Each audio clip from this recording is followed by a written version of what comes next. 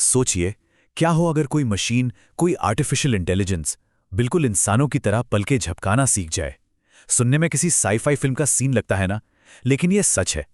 आज के इस डीप डाइव में हम बात करेंगे डिजिटल दुनिया के एक ऐसे डार्क सच की जिसने हमारी बायोमेट्रिक सिक्योरिटी की धज्जियां उड़ाकर रख दी हैं।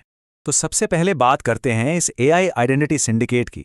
मॉडर्न साइबर क्राइम के इस नए चेहरे की कहानी शुरू होती है गुजरात के अहमदाबाद से, जहां एक ऐसा क्रिमिनल गैंग पकड़ा गया है जिसने नेशनल बायोमेट्रिक सिक्योरिटी को चकमा देने का एक बेहद एडवांस तरीका खोज निकाला।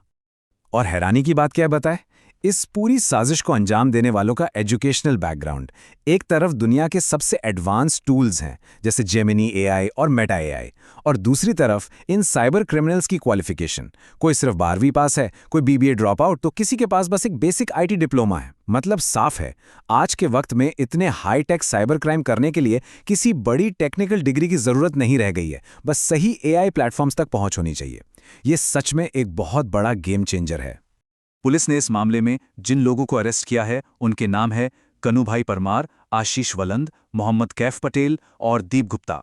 फिलहाल ये सभी जुडिशियल कस्टडी में हैं और पुलिस इस पूरे नेटवर्क के बाकी मददगारों की सख्ती से तलाश कर रही है। ठीक है, अब आते हैं सबसे दिलचस्प हिस्से पर। बायोमेट्रिक सिक्योरिटी को कैसे भेदा गया। आइए इस पूरे हैक की एनाटॉमी को डिकोड करते हैं। इस सिंडिकेट का काम करने का तरीका एकदम सिस्टमैटिक था। स्टेप 1, सबसे पहले विक्टिम्स का सेंसिटिव डेटा इकट्ठा करना। स्टेप 2, उसी डेटा और एआई का इस्तेमाल करके लोगों के चेहरे के डीप फेक वीडियोस बनाना, ऐसे वीडियोस जिनमें वो इंसान बाकायदा अपने पलके झपका रहा हो। इसके बाद स्टेप 3, वेरिफिकेशन के टाइम पर इन्हीं हाई क्वालिटी वीडियोस को चालाकी से स्क्रीन पर प्रोजेक्ट करना। और फाइनली स्टेप 4, सिस्टम को चकमा देकर लोगों के आधार प्रोफाइल से जुड़े असली मोबाइल नंबर को हैकर्स के नंबर से बदल देना। अब यहाँ एक बड़ा सवाल उठता है कि ये पलक झपकाने वाले वीडियोस स्क्रीन पर प्रोजेक्ट करने की क्या जरूरत थी। इसका सीधा कनेक्शन है लाइवनेस डिटेक्शन प्रोटोकॉल से। ये वो सिक्योरिटी लेयर है जो खास तौर पर ये चेक करती है कि कैमरे के सामने कोई असली जिंदा इंसान खड़ा है या फिर कोई फोटो या फेक कॉपी है। इस गैंग ने क्या किया, एआई से पलकें झपकाते हुए इतने रियल वीडियोस बनाए कि सिक्योरिटी सिस्टम को लगा कि सामने सच में एक इंसान खड़ा है। लिटरली मशीन ने मशीन को ही धोखा दे दिया। और जब एक बार लाइवनेस सिस्टम को यकीन हो गया तो एंट्री हुई सीएससी यानी कॉमन सर्विस सेंटर किट्स की। ये वो ऑफिशियल एक्सेस पॉइंट्स होते हैं जहां से मोबाइल नंबर जैसी अहम डिटेल्स अपडेट की जाती हैं। इन हैकर्स ने इसी ऑफिशियल अथॉरिटी का गलत फायदा उठाया।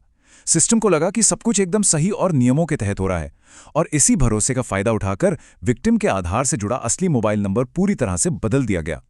अब सिस्टम तो हैक हो गया, लेकिन इस पूरी जालसाजी का असली दुनिया में असर क्या हुआ।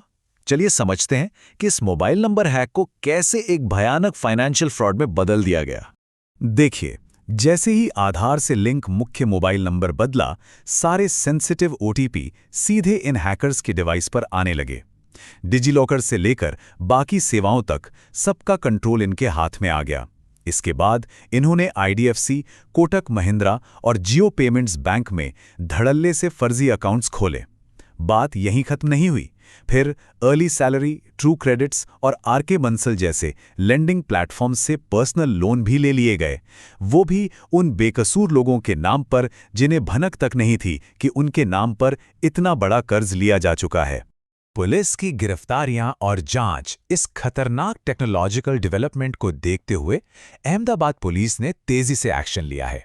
आरोपियों को पकड़ने के साथ साथ भविष्य में ऐसे अपराधों को रोकने के लिए एक खास आधार सिक्योरिटी अवेयरनेस कैंपेन भी शुरू किया गया है। तो इन सब से हमें क्या सीखना चाहिए, आइए बात करते हैं कुछ बहुत ही जरूरी और एक्शनेबल स्टेप्स की, जिनसे सेंसिटिव डिजिटल डेटा को सुरक्षित रखा जा सकता है। पुलिस ने कुछ बहुत ही साफ और सीधे सेफ्टी प्रोटोकॉल्स बताए हैं। सबसे पहला और सबसे मजबूत कदम, एम आधार ऐप या यूआईडीएआई की ऑफिशियल वेबसाइट पर जाकर अपने बायोमेट्रिक्स को तुरंत लॉक कर दें। इससे कोई भी आपके फिंगरप्रिंट्स, चेहरे या आंखों के डेटा का मिसयूज नहीं जा पाएगा। दूसरा, हमेशा मास्क आधार का ही इस्तेमाल करें, जिसमें सुरक्षा के लिए सिर्फ आखिरी के 4 डिजिट्स दिखते हैं। तीसरा रूल, किसी भी अनजान इंसान के साथ ओटीपी शेयर ना करें, चाहे वो खुद को बैंक का अधिकारी ही क्यों ना बताए। और चौथा, केवाईसी अपडेट से जुड़े किसी भी अनऑफिशियल लिंक पर कभी क्लिक ना करें। तो आज की इस चर्चा के बाद एक बहुत ही गहरा सवाल पीछे छूट जाता है एक ऐसे युग में जहां एआई इंसानों की हूबहू नकल कर सकता है, वहां हमारी डिजिटल पहचान को सुरक्षित रखने के लिए ये बायोमेट्रिक सिक्योरिटी आगे कैसे इवॉल्व होगी? ये इंसान और एआई के बीच एक ऐसी रेस है जिसके नतीजे आने वाले वक्त में हम सबको प्रभावित करेंगे। सोचने वाली बात है ना?